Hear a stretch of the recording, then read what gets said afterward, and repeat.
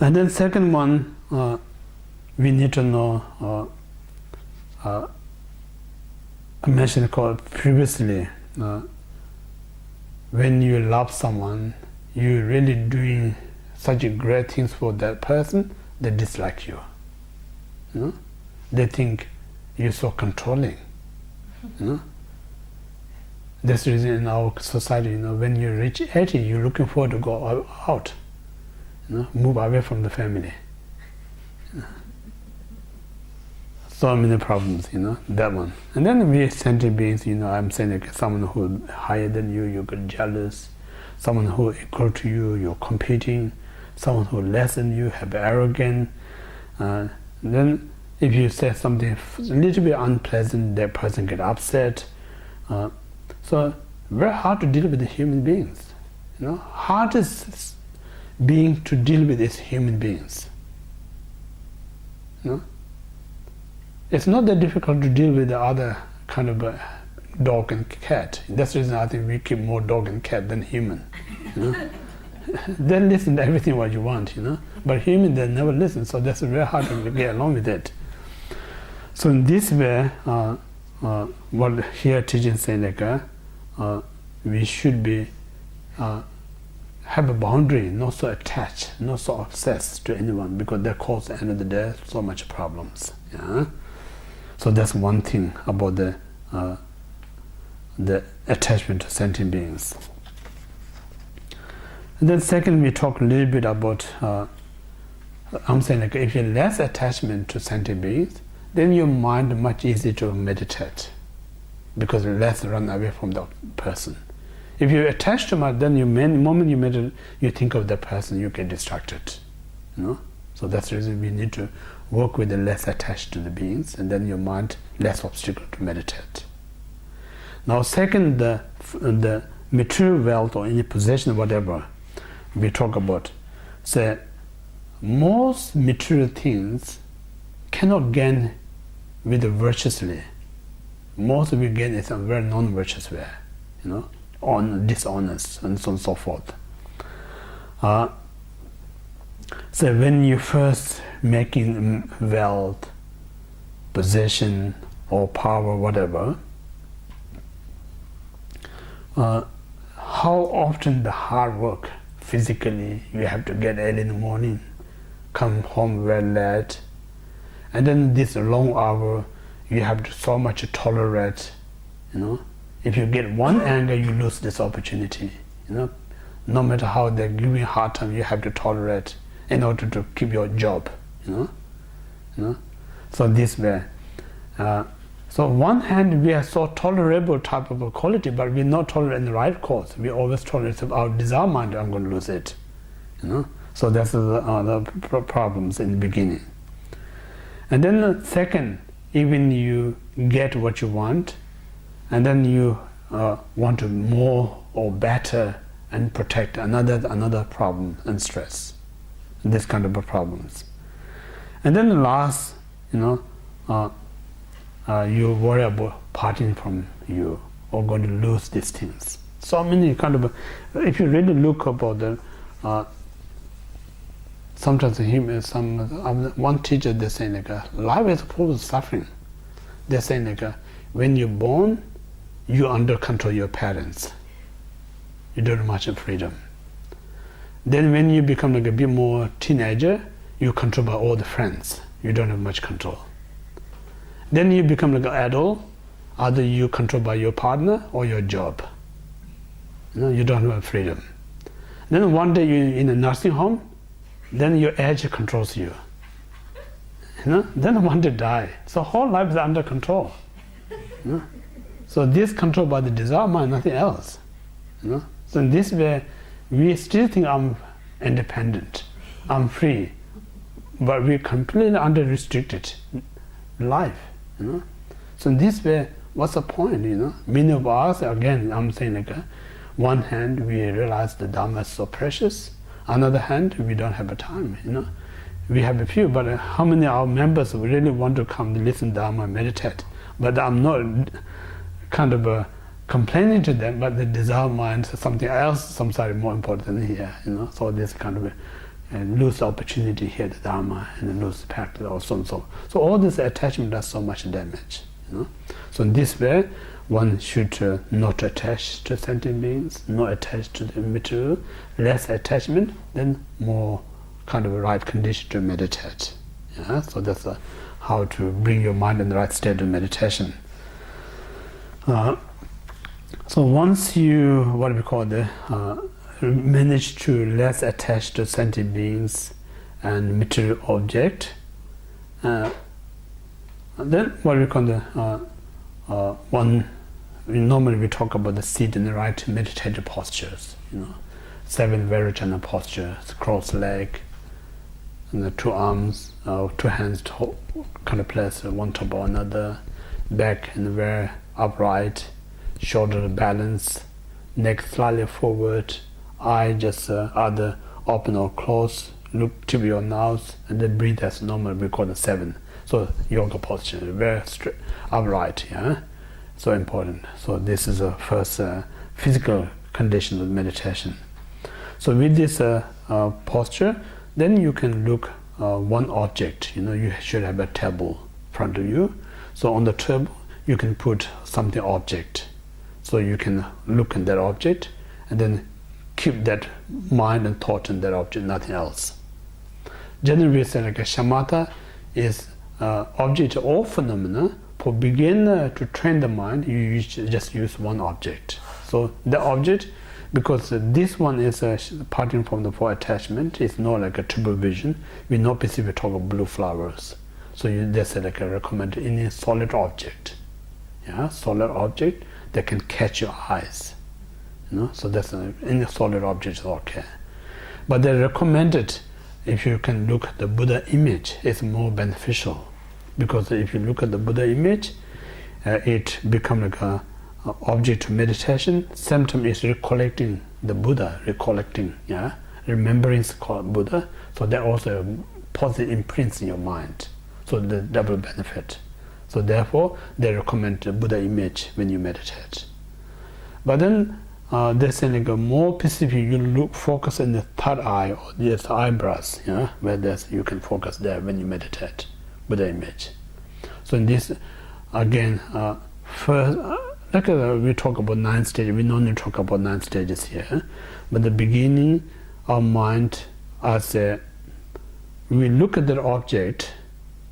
We think I'm looking at that object, but if you really kind of again investigate afterwards, not during the meditation, afterwards, your thoughts and the object between that, there's so many other thoughts. You really not see 100%. Sometimes I'm saying like when there's overcast, but not so thick, but we see kind of bluish sky, we say I see the sky, but really we not see because there's a cloud obscured. So only we see the clear sky when there's no cloud whatsoever. So in this way, ordinary meditation, impossible to see clear object, but we can see with the cloud. But then this meditation, I'm saying like lesser you get distracted, subtle or gross, then you can see more close objects. So it takes a time.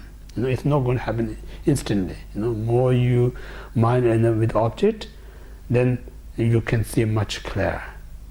So that means like our eye consciousness looking at the object, but this mind either consciously or subconsciously will distracting something else. So it takes time to really come your thoughts and mind together to see the object. So that's really it takes lots of time to perfect your meditation.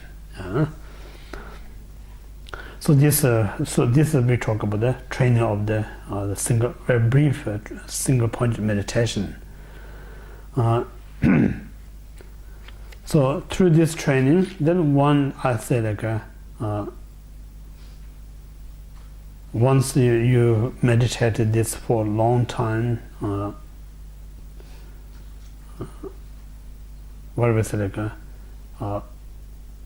to actually practice the vipassana, you need to be very advanced shamatha meditation. So it means like now in the beginning, even few minutes, it's very hard to stay with the object. But then once you get used to it, when we talk about 9 stages, the eighth one, we say like, when you reach the eighth stage, then you have to control your mind. You say, I want to stay for 1 hour, there's no problem. Or you say, I want to stay a whole month, you can stay, as long as you want. So this is the ninth stage. But then, so the eighth stage. And then ninth one is equanimous stage, means like without any effort. So now your mind's so clear, every kind of what we say like a movement of your life is a very focused, very concentrated. So that time you don't need to actually form to sit meditate. Even you're walking or traveling or doing things, you're very focused. So every part of your life is a meditative state. So only that time, then is the right time to develop the vipassana mind. Until that, we're not in the state of develop the vipassana. So study vipassana, meditation vipassana is two different things. You can study vipassana even you're not reaching that state of mind, because study is more like an intellectual knowledge. So this intellectual knowledge you can have any time. But to develop this vipassana, you need a certain stability of your mind. If you don't have a stability mind, when you kind of think about something absolute truth, your mind gets distracted. So first it's very important to stabilize, then second you develop the vipassana mind. So this is just brief the shamatha meditation. Now we talk second, the main is vipassana.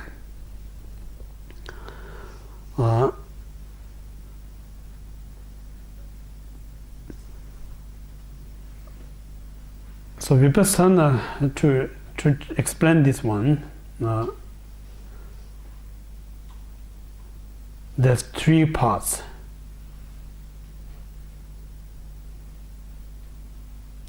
The first one,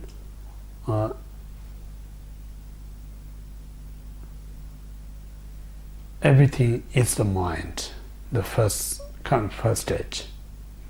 And then second is all the thoughts are illusions. And the third one is the illusion is like inherently existent. Three stages we talk about it. So first we talk about all the object is the mind.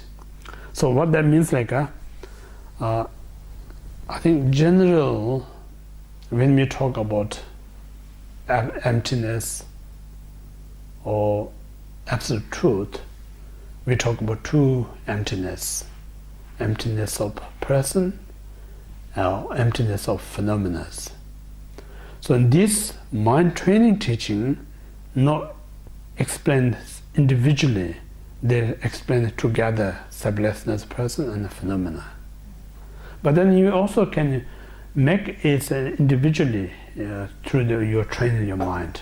You train your mind selflessness of person, you can do also selflessness of phenomena. You can individually train your mind. So first we talk about anyway of objects of mind.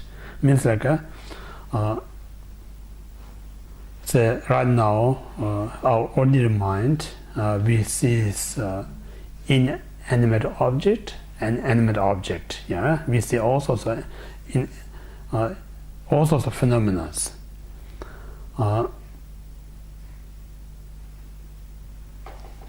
So think about when we perceive all these animate or inanimate phenomena. So these has any cause to perceive these things, or these are created by some other God, or these are created by four elements or some kind of atoms, or these are kind of say like a emanation of the Buddha.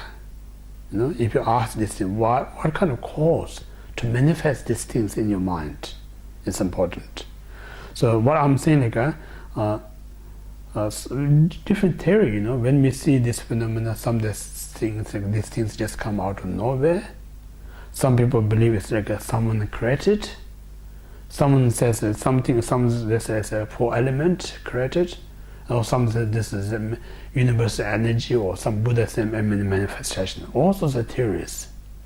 But in Buddhism, say like these are none of these things, nor the rising without a cause, not the without cause, not the rising, not God, any God created, neither four element created, nor the emanation of the Buddha. So then what kind of things that we see these things, what cause, what condition that allows us to see these things.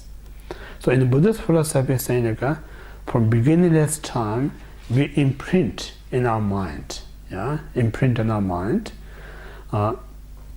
So whatever we imprint, so according that we perceive out there.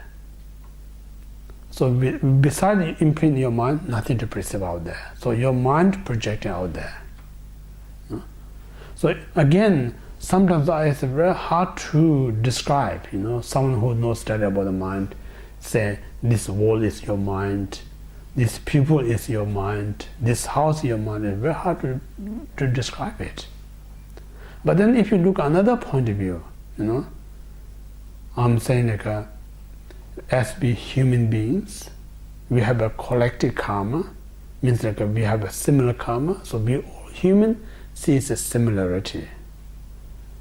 But then non-human, they don't going to see what we see things. For non-human, what we see is not exist in the mind. So they're seeing completely different than what we see. What they see is a completely different than what we see things. So if you look at that point of view, it can give you some idea everything is mental projections.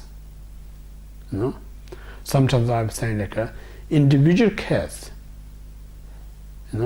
I'm just saying in one pot, if you make some kind of food or tea or coffee, we having the coffee from made in one pot, and we all have the same cup, but are we drinking same coffee or not? If you ask, we're not drinking same coffee. The reason is because at the end of the coffee, we had the coffee, we all going to say different things. One says, oh, really, this good coffee. Other one says, not so good coffee. So why we have a different taste? Because we have a different experience of it. So if we are drinking same coffee, we're going to have the same comment. Exactly same identical comment. But we're not going to have an identical comment, because according to your taste, how you perceive, according to that you're going to describe. So this way, everything is whatever you imprint in your mind, according it's projecting out there. So means Buddhist theory is everything is created by our own mind. Beside the mind, there's no creator. Your mind is the creator of everything. So that means I'm saying sometimes people, people in Australia, end of the year, we want to go holiday somewhere. So wherever you holiday, you think, oh, this country is so beautiful. We think it's not beautiful here. We want to go somewhere else to see beautiful. Then those people come to here and see this very beautiful. Different set of mind. Different set, because I'm saying a different set of mind, seeing different things. But the reality, there's no one is better than others. It's the same things. Sometimes I mentioned last year, I think, when I first come to Sydney, and then after 20 years of what I'm seeing Sydney, I'm less interested now. First I came, I was so excited, I want to see everything. So it's the same city but different mind changes, So in this way, really talk about everything is created by our own mind. Beside the mind, there's no such created. Mind is a kind of created everything. That's the first one. So that means mind seeing the mind. Mind not seeing non-mind, mind seeing the mind. Again, this is very easy to prove. If you look in the logic point of view, when two persons will look same object, one going to say, "Oh, this is such a beautiful," other says, "Not so beautiful." So one who sees as a beauty is seeing your beauty mind. One who not seeing as a beauty is not seeing the beauty. So it's a mind. It's not such a physical object exist. If a physically beauty or unattractive exists, then both see same thing, but we don't see in that way. So this way, everything is created by mind. So that's the first one. And then I'm saying like a selflessness of personal phenomena. You can say another way. For instance, when we're dreaming, we're seeing self. Sometimes we see ourselves. Also, we're dreaming to see others. So these self and others exist in the dream time. It's very active, doing the real things. But those real things what we're dreaming is not real when we are awake. None of this exists. For instance, in a dream, if you're a student, say, you writing so many notes in a dream. If it's true, then next morning when you are awake, you're book full of writing, But then all empty there, So in this way, it's kind of the dream is very rare in that state. When you are awake, nothing is true. So same like while we kind of this ordinary mind, we see you and me, everything. It's very rare. But when we are awake from the delusion mind, then these things not there. Awakened state of mind. So that's a selflessness of the person. And then selflessness of phenomena means like again a dream, we enjoy different phenomena, we see different phenomena. All this is real. But when we are awake, actually when beyond your bedroom, why you see all these nice things? Does not exist. It's just dream. So in this way, a selflessness of phenomena. Make sense? So this means like everything's mind seeing the mind, but we don't realize. We're seeing something extra than mind, but really it's seeing your mind is the mind. So therefore everything's the mind. Then second is mind is illusion we talk about. So mind is illusion means like say magician, showing the magic. Magic, when they show the magic, the horse, elephant, all sorts of things. So where we perceive, none of it exists its own realities. So that means like everything, the mind, what we see now, we think is real, then we so serious about it. We get attachment, we get anger, we get confusion. But if you don't see as real, then nothing to be attached, nothing to be anger, nothing to be confused. So all this attachment, aversion, and confusion mind arise when you see them as real. But the real nothing is. It's kind of your illusion mind showing this magic. So it's a kind of everything's illusions. So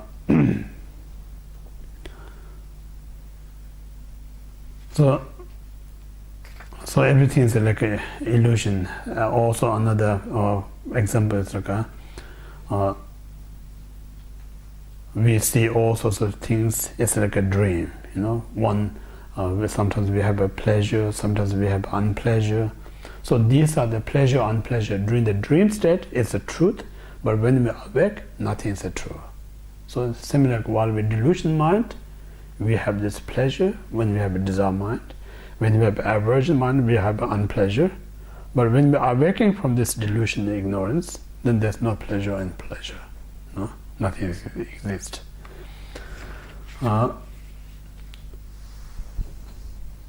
These are everything is mind illusions.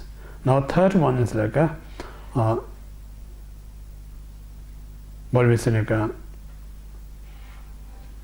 this perception of phenomena exists in the conventional state. These exist in the dream state, but these are not really exist as we perceive. Two different things. These are exist in conventionally, but these are not exist in absolutely. Because if absolutely, if you really analyze, you're not going to find anything whatsoever.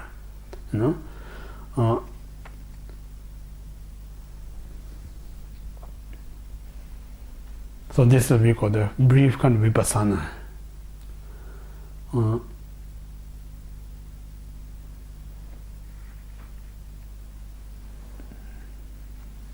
And then the last, we call the vipassana and shamatha kind of meditate together, is like everything that we perceive is the mind.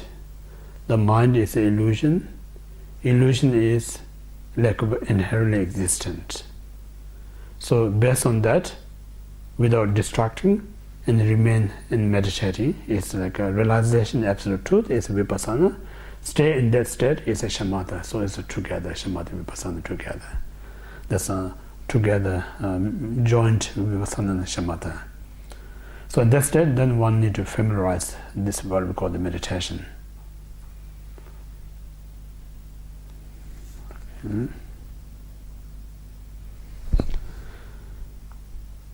So in this way, it's a bit tricky topic. If you have a grasping, you do not have a view.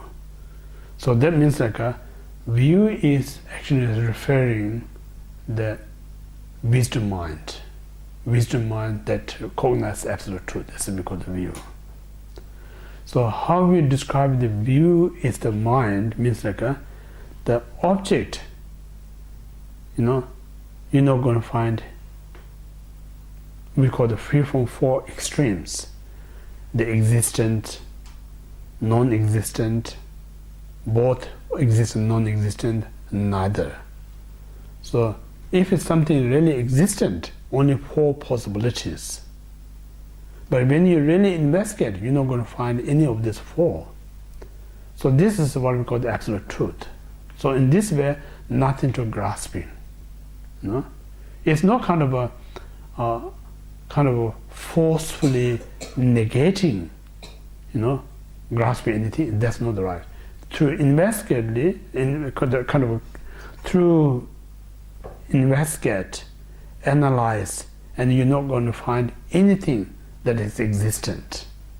So in that state, one meditating, we call the absolute meditation, liberation.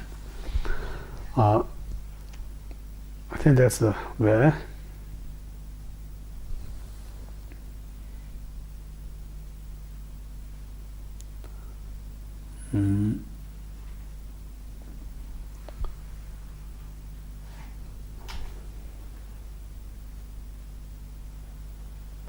I think one hand is this is a rare kind of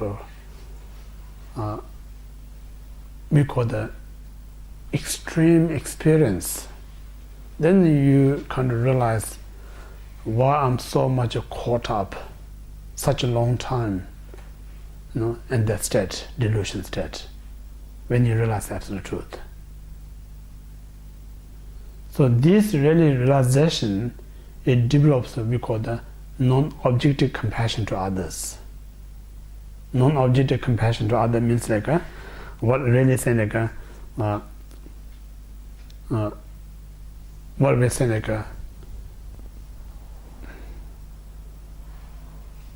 it's a kind of we say like to have a genuine great compassion, one must have a wisdom mind. Without wisdom, it's impossible to have a great genuine compassion to others.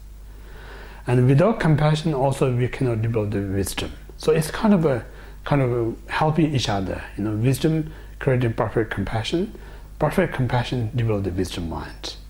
So that means like normal compassion is very kind of we call the defiled compassionate. When you realize the absolute truth, and then what you have a compassion is undiluted compassion. So it means like so this term non-objective compassion is like all beings, being who experience the suffering, being who not experience the suffering, let's say being experience a kind of a worldly happiness, and being who experience neutral experience. Everything is object of compassion. So what that means is like especially like being who experience the difficulties is not that difficult to describe object of compassion. But the being who is very successful also is a more stronger compassion than being who experience. So what that really means is like this being who think what he or she doing or does is very important. But the reality, they don't realize these are illusion. So lack of understanding illusion, they're creating so much suffering, so much stress. So it means like why I get compassion to that person is I've been in that position in the past.